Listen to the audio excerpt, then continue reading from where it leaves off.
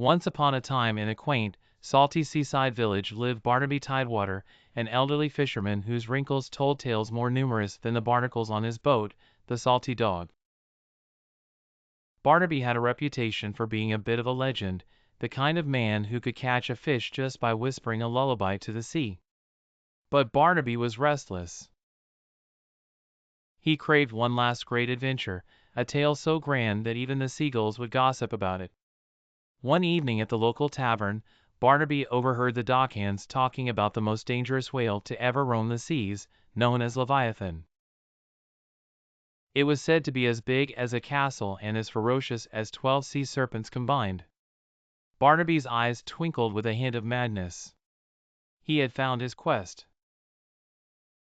At the crack of dawn, Barnaby gathered his gear, harpoons that could double as flagpoles, a net strong enough to restrain a locomotive, and an ancient map that looked more like a child's doodle on a napkin.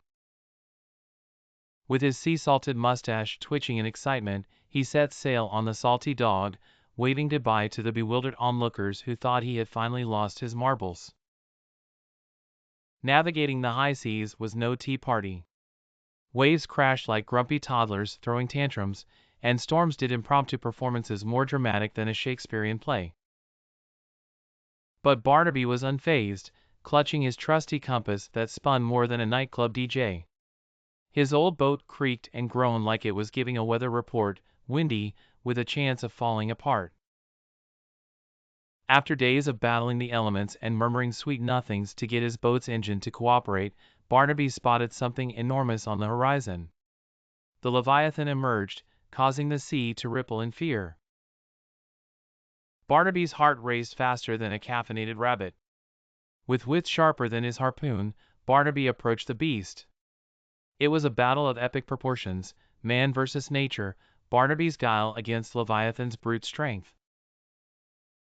Harpoons flew, nets were cast, and there were moments that Captain Ahab himself would have found too intense.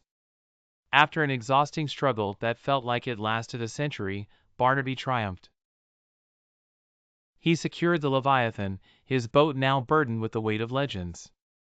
As he sailed back to shore, Barnaby couldn't help but feel a pang of respect for the majestic creature.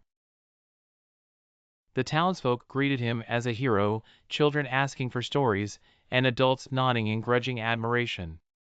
Barnaby, with a twinkle in his eye and a belly full of pride, knew this tale would outlast him, echoing through the annals of time. The salty dog sighed in relief at being docked, and Barnaby took a long, reflective walk along the beach. Staring at the horizon, he tipped his hat to the sea.